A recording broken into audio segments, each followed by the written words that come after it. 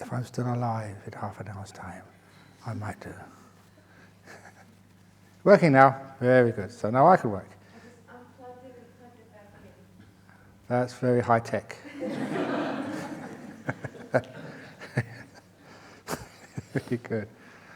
So this is the nice little talk for this retreat. But please don't be concerned. There's always another retreat sometime soon. My life is always in retreat. Never any advances, just in retreat. Which is a wonderful thing about the whole word retreat. It means you don't go and attain more things. You don't go forward. You go backwards to the source of all things, to the origin. That's why it's called retreat, not advance.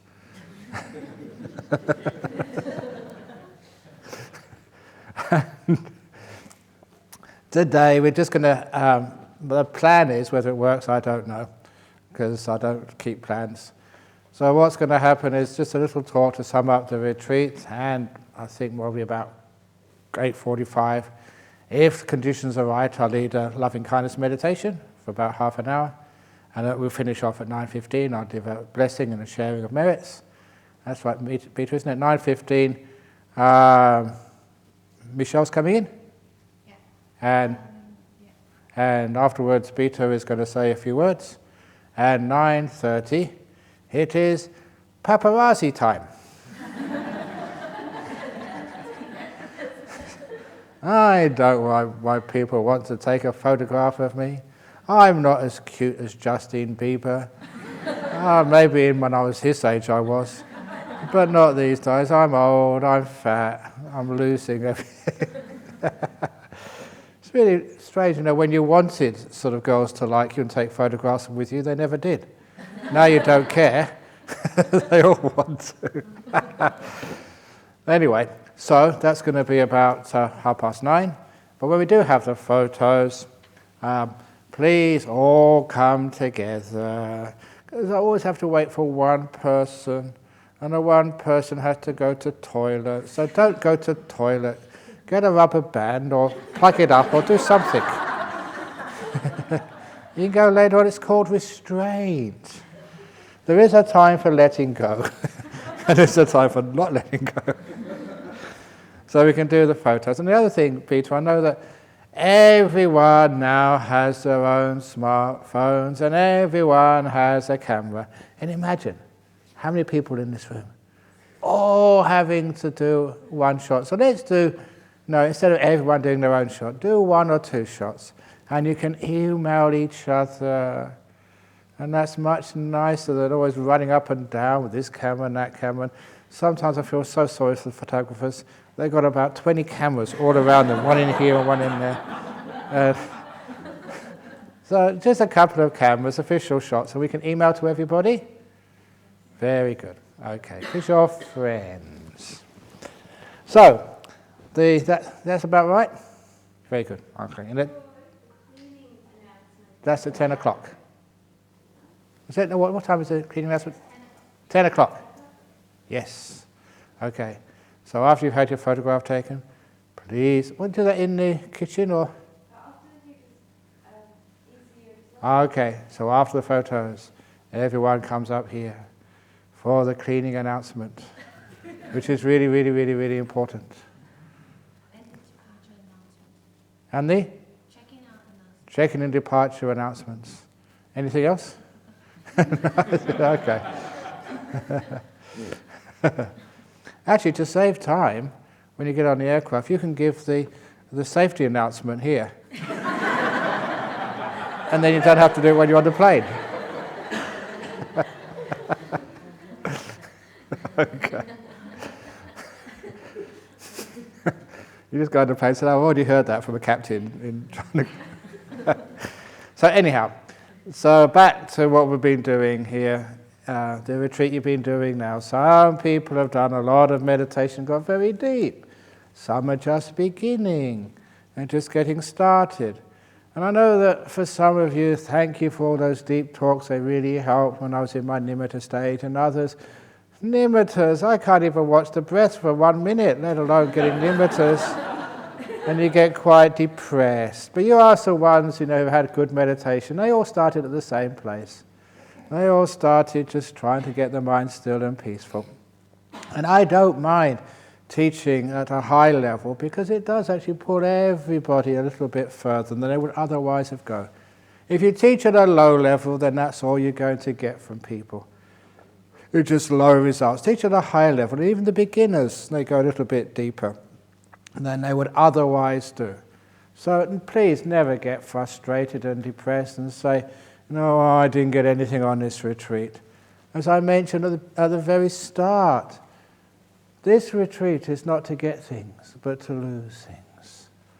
So, if you ask each other afterwards, when you can start speaking again, because none of you have been speaking for 9 days.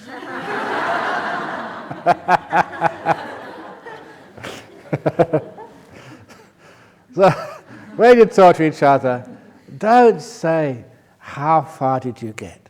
Don't ask, what did you achieve? Don't say, what stage of meditation or insight did you attain this time? Just ask each other, how much did you lose? And how much did you lose? Oh, I lost a lot. Yeah, I lost a lot too. I don't think that's possible. I said this morning, when you go back to Singapore, weigh yourselves and see if you have lost any. I mean, lost defilements, not losing weight. Because you can expect to gain weight here. The reason is because you don't worry. People say if you worry a lot, you really get thinner and thinner. Have you seen people with really anxiety, they're really stressed out, and they get really thinner and thinner and thinner because the metabolism burns up everything. They've got nothing left.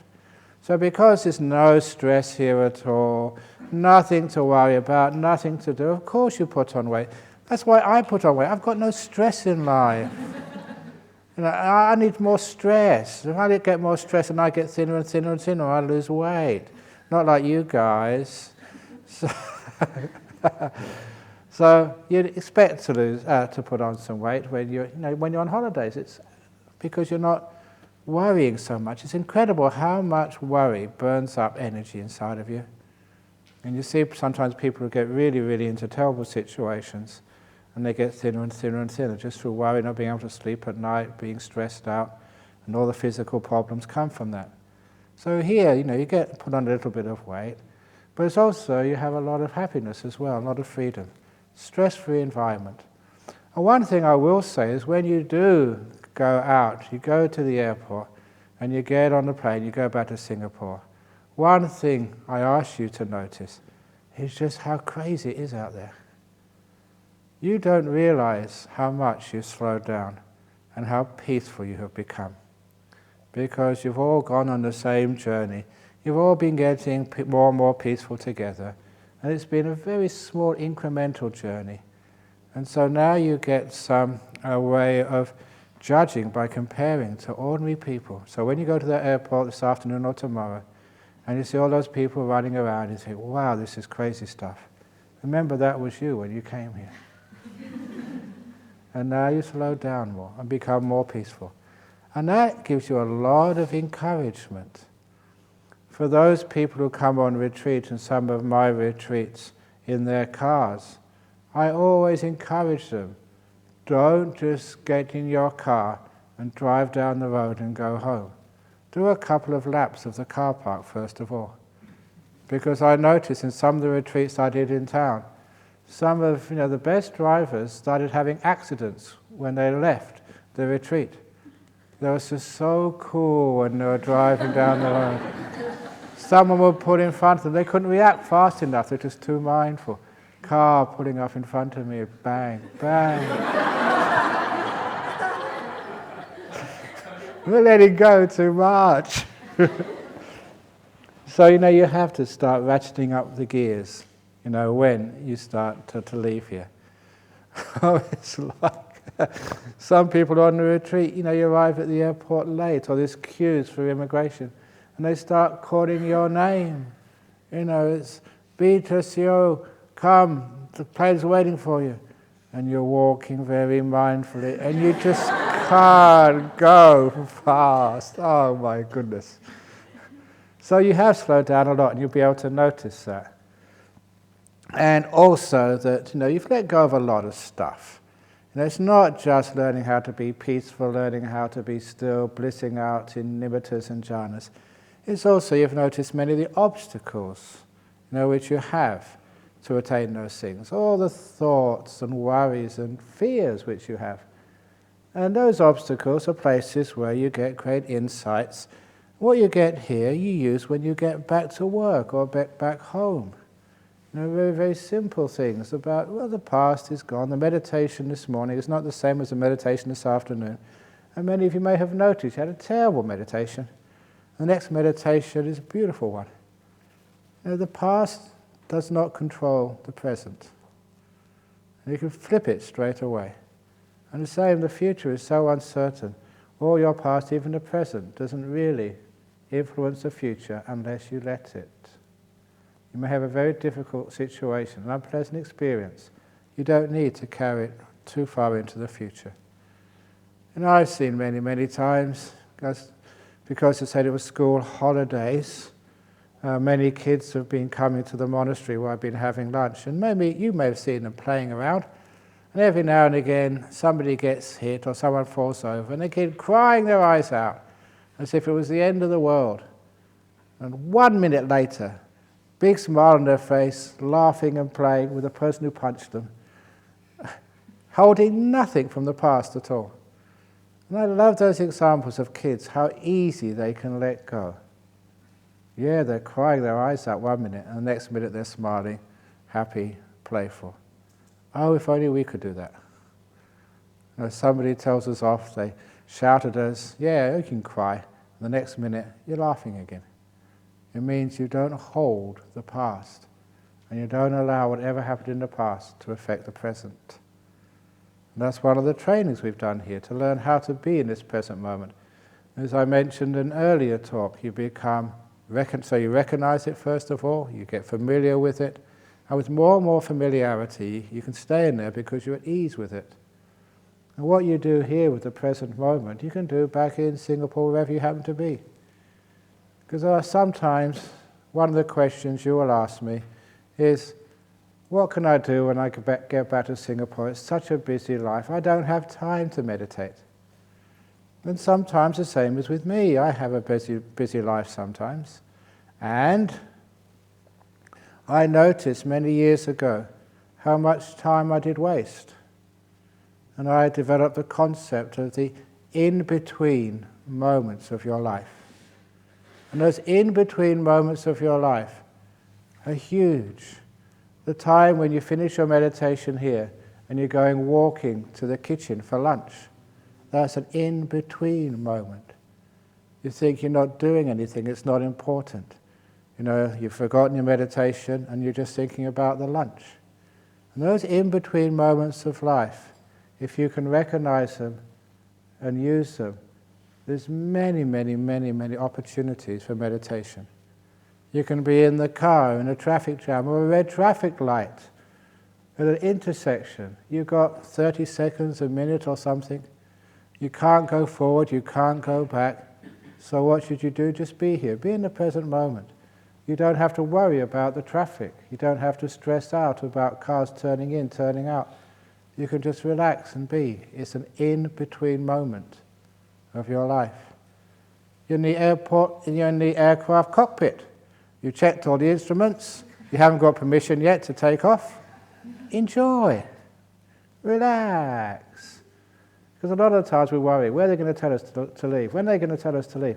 And we sacrifice so many in-between moments of life.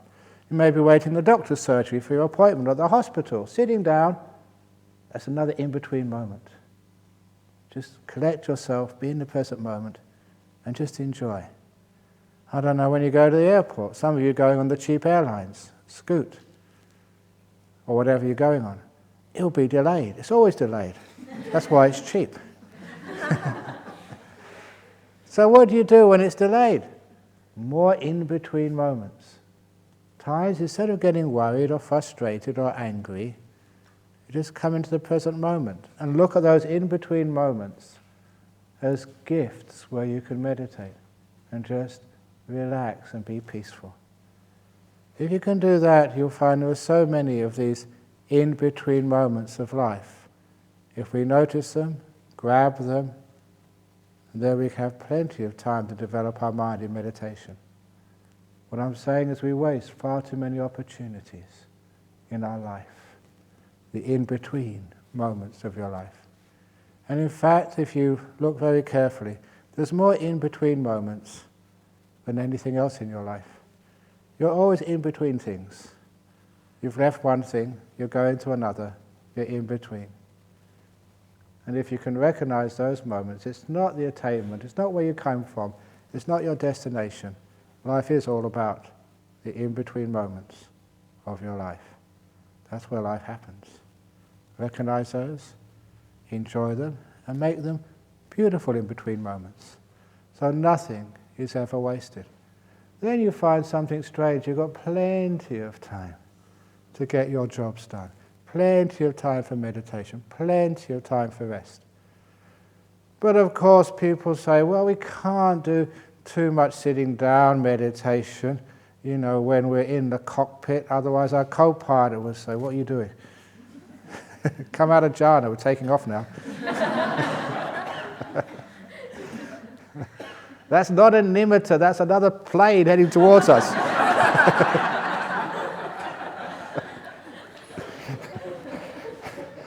So, there are times when you've got to turn away from the meditation and do the job at hand. Because people were asking me, when we do drive home, what should we be watching? Should we be watching our breath when I'm driving through the traffic? Breathing in. Should we be watching the feelings of our hands on the steering wheel? When you're driving, you should be watching the traffic. That should be the focus of your attention. So here, you learn to do what's the most important thing. When there's nothing to do nothing. When there's something to do, like driving, like going to your work, then give it everything you've got. It's one of Ajahn Chah's beautiful teachings, which no one else knew until I heard it here from a person from Sydney. This was the story where this fellow went all the way to Wat Pah in Thailand. Because, he heard Ajahn Chah was very famous and he wanted to get his questions answered by a really good monk. And he went all that way just to see the great master, nothing else. Not to tour around, not to buy presents, but just fly Sydney to Bangkok and Bangkok to Ubon to see Ajahn Chah and then on the next plane home. And when he got there, he found that Ajahn Chah was so busy, surrounded by so many people. No way could he speak to him. And it was just around there, people were sitting around asking questions, and some of the questions they were asked were not really important. They just like to hang out with monks and nuns. And monks and nuns like to hang out with themselves in silence. But there was Ajahn Chah talking to people, answering their questions. And after a couple of hours of waiting for his turn, he was getting no closer. So this poor man from Sydney got up and left. No way would he be able to ask his questions, even though he came for such a long distance. But it happened that the monks were doing some chores around the monastery. They were sweeping. So he decided, his taxi wasn't due for another hour, so he decided to pick up a broom and at least do some good karma. So when you pick up a broom and do some good karma, when you clean out your huts, when you do extra work to make sure that your rooms and cottages are spotless and the kitchen is nice, even if it's not your job aside, but you do it anyway. When you make such good karma, everything wonderful happens to you. And what happened to him, he was busy sweeping, making some good karma. He told me he felt a hand on his shoulder. And he looked around, and that hand belonged to Ajahn Chah. The sort of thing Ajahn Chah would do. He was very aware, and he could see that people were around and could not get to him, so that he got up to talk to this man. And as he talked to this man through an interpreter, like most of the stuff Ajahn Chah said, it wasn't a talk for an hour, it was just one-liners which were far better than a whole talk. Like what he said to me, about you'll either get better or you'll die. And that was just so profound. You know what he said about, why? There's nothing. Do you understand? No, you don't. You know, those things, they stay with you. You remember those much more than any 1-hour talks. And so they're amazing. What he said to this man was, if you're going to sleep, give it everything you've got. And then Ajahn Chah went away. And this fellow realized that this was saying from a great master. It was not just, make sure you work hard. That's what your bosses say, and they're not enlightened. So what it actually said, to him, if you're sweeping, give it everything you've got. This fellow contemplated, what does that mean? When he went into the taxi, when he got on the aircraft, the long journey home, thinking about it all the time, what does it mean? And he realized what it meant was, if you're meditating, just give meditating everything you've got, 100%. You don't think about your work or your lunch. When you're working at the office, you give it 100%. You don't think about meditation. If you're working at your job, you don't think about the BF. You don't think about your kids. You just 100% on your work. When it's lunchtime, you don't think about the work or the meditation. 100% on your lunch. Give lunch everything you've got. I think you've done that one already. You're good at that. When it comes to resting at night, give sleep everything you've got. So in other words, you don't worry about the work, you don't worry about the family, you don't worry about the meditation. Sleep time, 100%, just on sleep, nothing else. And your family, when you're with your wife, you was married, or your kids, give the family everything you've got, 100%. Don't think about your work or something else. And that's actually became his philosophy of life. It was 2 or 3 years after that experience with Ajahn Chah, he came to see me here because he knew I was a disciple. He came up to me and said, that was the best teaching I've ever received from anyone. I've got this beautiful relationship with my wife and my family, and I've become a millionaire. His business really flourished. Really sort of healthy, rest well at night, good meditation. He said just a simple teaching like that just was all he needed for his life. Whatever you do, give it 100%. So this is what you hear here. Just in this present moment, this is really important. Give it all your attention. Don't want anything more, just this is all you have. Give it 100%. Not only will you have great meditation, excellent health, brilliant business, relationships really work, everything works. Just like for me, I've got a very successful business, the monk business, and then I've expanded to nun business. I've got many franchises overseas. My brand is becoming more well known. And you've got very good relationships with so many people, even with people of other religions here in Perth. Last, I think, was it August or September? I think it was September. Just the dean of the local cathedral in Perth, St George's Cathedral in Perth. He was retiring. It was his time to retire. So, he invited me to his retirement ceremony. All the bishops and the archbishops were there. All the Anglican Christians were there. And right in the front pew was Ajahn Brahm in brown. Probably the only non-Christian there. They put me in the front pew, sitting next to one of the ministers. And the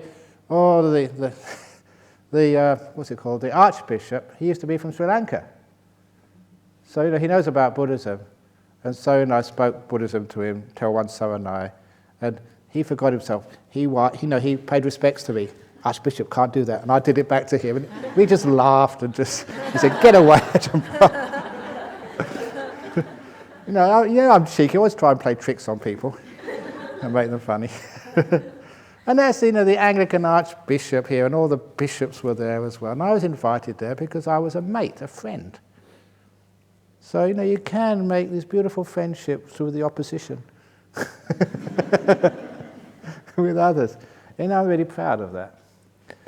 To be able to sort of make those bridges between others.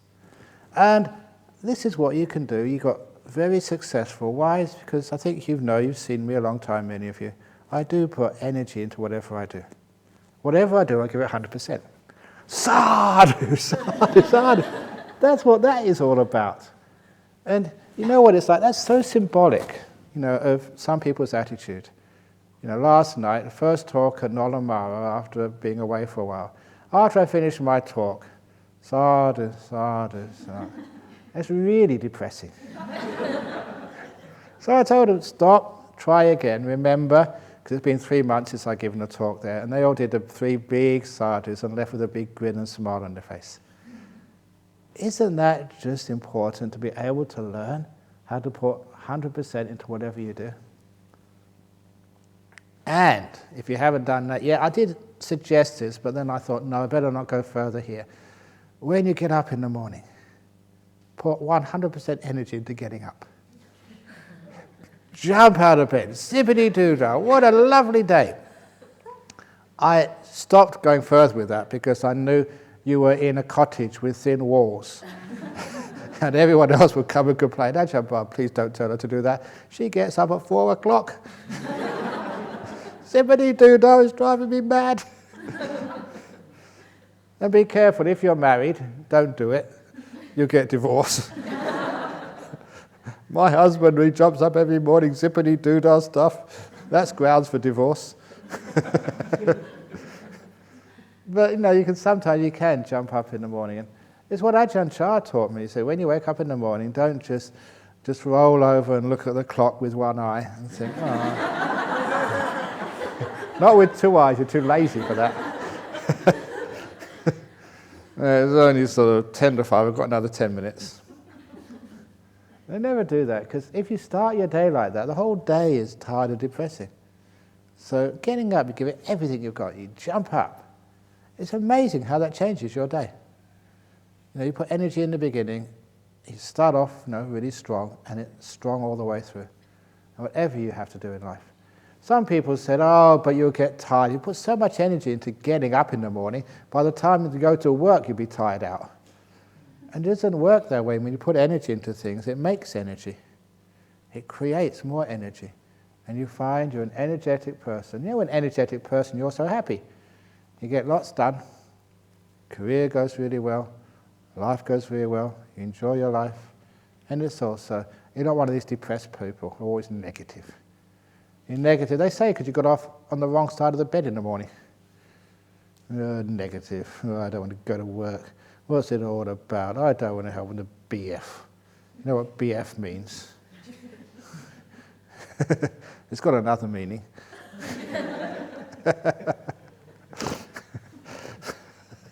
Same as the Buddhist society, it's got another meaning. BS.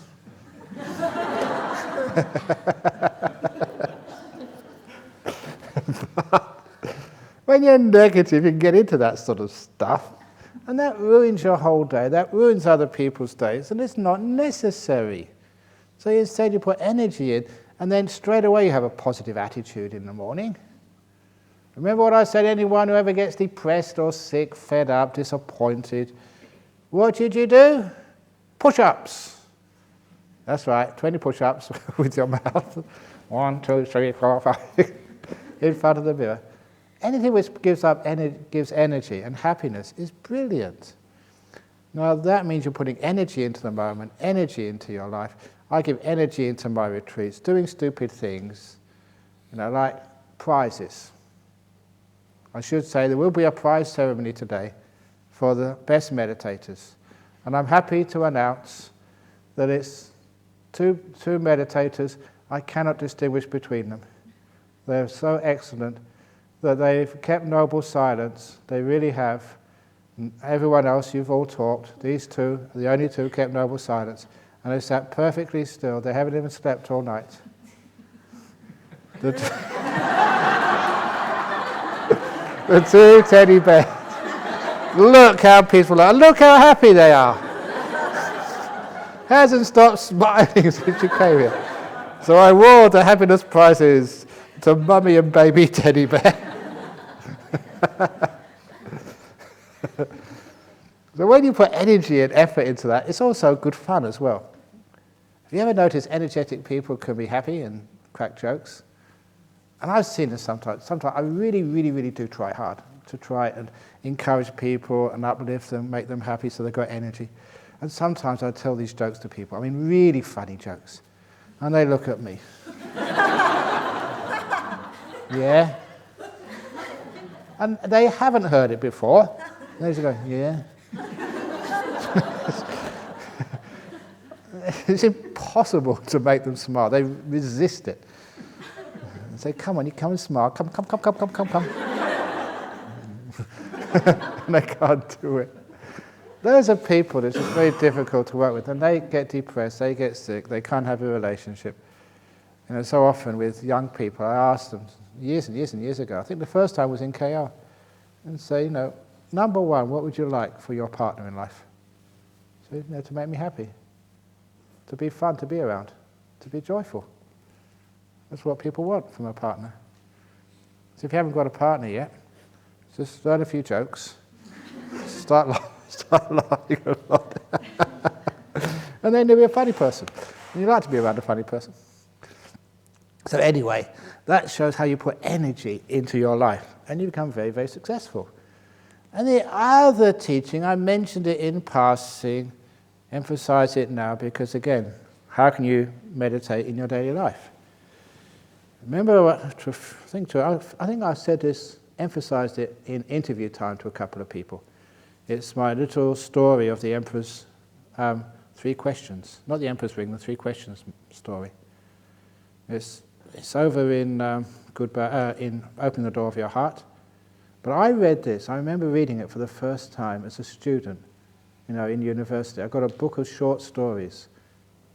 It's interesting, it was written to raise money for the Jewish community in Imperial Russia. They were being discriminated against, and all of these luminaries like Chekhov, and I know he did a story, and also Tolstoy, who did this story, were asked to write some short stories in this book, which will be sold to raise funds for people being discriminated against. And even though none of these authors were Jewish, they thought these people are being given too hard a time, we want to support them. And so this is where Tolstoy, he wrote this Emperor's 3 Questions story. And I remember reading it amongst all the other stories, and it really stood out. In fact, it blew me away, as they say, because all about this emperor, it's almost like a modern story. A person who'd had enough with religion, always fighting each other, arguing with each other, you know, even in the committees having difficulties. It's normal stuff. It happens everywhere. There's nothing wrong with the BF or the BSWA or whatever, the Catholic Church.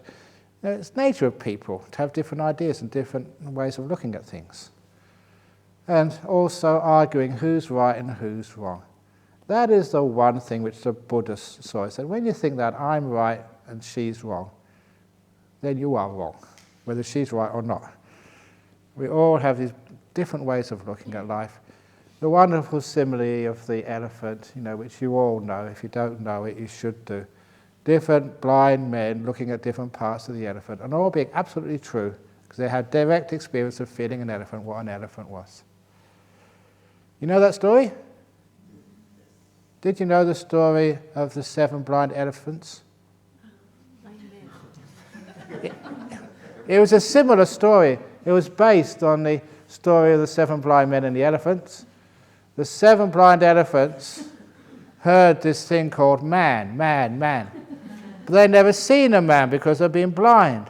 So they said, what is a man? They started arguing what a man is, because they had no experience of it. Like people argue about what Nibbana is. They had no experience of it. So these 7 blind elephants were arguing about what a man is. And they heard about this story about how blind men couldn't understand what an elephant was. So they thought, that's how we should find out what a man is. We all find a man each, we feel the man, and then we come back together and compare our experiences. So the blind elephants all went out, they found a man each, they felt the man. And when they came back, when they compared their experience of what a man is, they all agreed. A man is flat.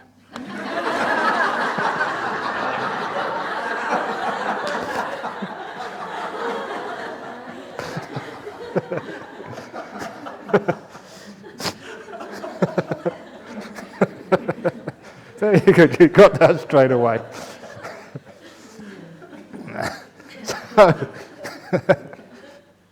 So, but the idea, I'm right, you wrong. So instead of doing that, instead of these organised religions, we're always arguing who's right and who's wrong. And even within a religion, who's right and who's wrong? Which tradition is right, which is wrong? Which meditation method is right, which is wrong? Which monk is right, which is wrong? I'll tell you the answer, I'm right. Because we always think we're right. But the emperor decided, okay, I'll make up my own religion. And we call that in Singapore free thinkers. They make up their own philosophy. That's what they call themselves, free thinkers. So you make up your own philosophy, a bit of this, a bit of that, and all over the place. And so he decided, okay, my own philosophy, and I want a religion or philosophy, a spirituality, which is not only, satisfies the answers to the deepest questions of existence, but also has to be practical. I'm a king. I have to work, I have to make decisions. So I want a philosophy which I can use in my life to make my life easier. And that's what people want these days. They don't want a religion, they just do some chanting in a temple or do some singing in a church. And it doesn't really help solve the problems of abortion or living with another human being in a marriage, or having kids and what you're supposed to do with these kids, and dealing with sicknesses and all these other things. You want a religion which you can use outside of the church or temple. So that was his requirements. Something which was profound, answers deep questions, but also something which you could use in real life. And eventually he came up with only 3 things you need to know the answers for in life. And it became the Emperor's 3 questions. And in this story, Tolstoy told a long yarn of the emperor going here and going there and getting disappointed every time, and eventually finding the answers, as usual, from a small boy, from the most unexpected places. So that's where you always find insights, from unexpected experiences of life, which you never planned, not through books, not through lectures. You're going home on the aircraft, something happens. Wow, now I understand. That's always where great insights come from. But the answers to the 3 questions, when is the most important time? That's always the easiest one, it's now. You know that, don't you? Do you practice it? Intellectually we know, but emotionally the past is more important. What that person did to me. And you keep thinking about it, they shouldn't have done that. How am I going to fix that? What I did 10 years ago, that becomes more important in the present moment. The abortion, the cheating of somebody, you cheated on your wife, you stole something or whatever you did which you're really ashamed of, you sold an encyclopedia to a poor family. And that past becomes more important than the present. So we're not really practicing it. The future! When are you going to leave? Who knows? We may get a call that there's been a terrorist attack on Perth Airport. The airport is closed. It won't be open again for another week. Unpack your bags. Because the future is uncertain like that. You never know what's going to happen. Good, bad, who knows? I remember this guy coming and telling me this story, and it was a brilliant tale. All these stories I tell about, some I make up myself, but some are real life, which actually happened. He was in Mumbai doing business, got in his taxi to take him to the airport, as some of you will, in plenty of time. Taxi got lost. If your car doesn't get lost, sometimes it breaks down. That happened to me a couple of years ago. I was going to Los Angeles after the Katina, just like I'm going to do on Sunday. And halfway, actually not even halfway, in the middle of nowhere, the car broke down. The fan belt wasn't working. It was an electrical fault, we found out later. And it started overheating. The needle went up and up and up. We had to stop, we'd explode. And there I was, it was about 12 o'clock at night, 1 o'clock in the morning. My flight was about at 3 o'clock or something. And I was stuck. Oh my goodness, bye-bye Los Angeles. And all these people were waiting for me there. Big crowds, thousands of people waiting for me. And what should I do? Oh, never mind. And of course, it's always something unexpected happens. It's just like a farmer was coming back, and she saw us and said, I can take you to the airport. And it's marvellous when people help out like this, because if it's in the place where there's no sort of phones or no one you can actually call, in the outback community, people are always really helpful. So what you lose, with no mobile phone contact, you actually gain by the friendliness and the helpfulness of local neighbours. And it's just like when, I said a couple of years ago, when a couple of you went walking, went walking up somewhere and got lost, the local neighbour actually drove you back. They're always helpful like that. And they really enjoyed that. They were laughing their heads off because it's not that far. It's a 10-minute walk from where they got lost. But he drove them back a long way around to make them feel good that they weren't that badly. So anyway, empathy question, now the most important time. The most important person you're with. The most important person is the one you're with. Now, it's not just a person. It's the work you're doing for your company. What's on your computer screen right now, the job at hand, that is the most important thing in the world. Give it importance. Don't try and get rid of it to do something else. Because just trying to get rid of it to do something else, you're not giving it 100% attention.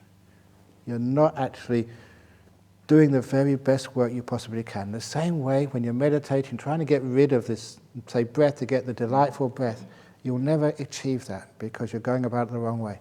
Be with the beautiful, the ordinary breath. That's the most important thing in the world for you. And then the delightful breath will come by itself. And that very simple story, I apply that in my own meditation. I apply that in my life. I don't care what I'm going to do later on. Right now, this talk is the most important thing in the whole world to me. Doesn't matter what's happening next. When you can do that, you become very successful. You are in the moment, giving everything you've got just to this one thing. And the last part of the 3 questions, what's the most important thing to do? It was to care. And that's where we go back to my story about the doctor who got depressed when his first patient died. He wanted to give up and start a new career, and I told him, no, you haven't failed, because your job as a doctor is not to cure people. That's not your job. Your job is to care for people. Just change the whole perception of being a doctor. Because if it's to cure, number 1, you'll fail many times. And number 2, you will have these very uncomfortable interventions when someone is dying, trying everything, even though it is just so unpleasant for the sufferer, trying to keep them alive. It's cure at all costs in many hospitals. And that curing, those interventions at all costs, you've seen them, hopefully you never had to endure them. Those interventions are abandoning caring. Your prime concern is not to care for the person. Your prime concern is to cure them. And that's why you do all these incredible, unpleasant, unnecessary interventions. Imagine in the emergency room if they changed the culture from curing to caring. There's a being in there with feelings, not a body which has to be kept alive at all costs. Care for it. And then you find if it's caring, which is number 1 priority, not curing, if you do die, you die being cared for. What a wonderful way to go. Thank you so much. And also, if you're cared for, the cure rate goes up. You win both ways. The power of care, of kindness, is enormous. It's an enormous therapeutical thing. It's one of the reasons why there were nurses in the early days which became very successful. Nurses now just become medical assistants. They've lost the opportunity, the time to care for people. But in the old days, except for the nurses in Thailand, it's stabbing me. The other nurses, they care for you. They sit next to you and they talk to you and whatever it is, and they're kind. And that is so helpful to cure you, whatever you're doing. So the most important thing for a doctor, for a nurse, for a counsellor, is not to cure people, but to care for them. The most important thing of a wife is not to cure the husband of all his bad habits, is to care for them. Changes the whole idea. The most important thing with your body is not to cure it, but to care for it. And the cure comes, and you have a much better time. The most important thing when you have any state of meditation is not to cure it and make it better, is to care for it. Sloth and torpor, I've got to cure it. Thinking, I've got to cure it. Oh, that's wrong. You care for it. And then the thinking stops, problem solved. And if it doesn't stop, it's not a problem anymore, because you're caring. Now you can see those Emperor's three questions apply to meditation. They apply to life. They actually apply to everything. You're lying in bed at night, you can't sleep. Don't try and cure your insomnia. Care for it instead. When you care for the insomnia, you go to sleep pretty quickly. So much of life, the problems can be solved with such a simple philosophy. Now is the only time you have. Whatever is in front of you is the most important. And the only thing you need to do in life is to care. Don't try and cure. You see the beautiful trees outside. Don't try and cure them of their crookedness. Don't try and cure them of having brown leaves and yellow leaves. They're beautiful. Don't try and cure them. Care for them. Imagine if we got a machine to try and straighten out all the trees. To try and replant the branches so they're nice and evenly spaced in a mathematical progression. Would that work? Imagine where all the bricks in the wall, any crooked ones, we could actually have a machine to bend them this way and bend them that way so they're all perfectly straight. And any window, which is a bit leaning to this way, we can actually make it straight again. Isn't that what you do in Singapore? Any leaf which has fallen on the ground, pick it up, clean it up. Any dirt on the tires of the trucks, wash it off. Okay, there's something to that, but remember, caring is more important than curing. To have a happy society, rather than curing all the problems. Problems are part of life. Trees are crooked. People say stupid things. They do selfish things. That's like a crooked tree. That's what they're like. Don't try and cure them. Care for them. And hopefully for the last 8 days, I haven't been trying to cure you of all your bad habits, like talking too much, eating too much, having biscuits or other stuff in your rooms. I haven't tried to cure that at all. Caring for you. And that's why the meditation works. So remember this simple teaching. And whatever you're doing, everything you've got, this is the most important time, caring for things. And you find that that is how you take the meditation back into your life. And it becomes seamless. Meditating, working, pretty much all the same, because the attitude's the same. And you find you have a very happy, healthy life. And you never again ask the question, well, what do I do when I get home? Same as you're doing here. Whatever it is that you're up to right now, the most important. Letting go of all the past and future. Now's the most important time. Caring, in giving everything you've got. Remember the in-between moments of life, which is now. And then you have a beautiful life. You'll become so happy, so peaceful. You will never ever need to come back to Jhana Grove again. And then I can retire and have a nice, peaceful old age. Can I? No. Aww. That's always say the job of a teacher. The job of a teacher is to get rid of their disciples. That is. How many years have you been coming here, Claire? Many years. How many? 10, 20? I don't know. Imagine that I was a school teacher in a Singapore school and my class kept coming back again and again and again. Year 6, they were in here for 6 years, always coming back to the same lesson. I'd get the sack. I'm not an efficient, good teacher. If I was really a good teacher, I'd get rid of you all. It's so enlightened, you never need to come back again. That's why I'm terrible. I'm hopeless. Oh.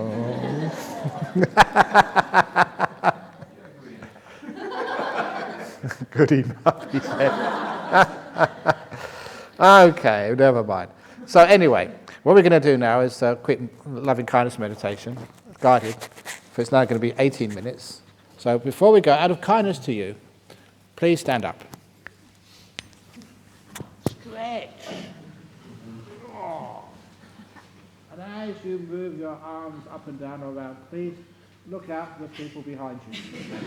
Our insurance does not cover physical injury.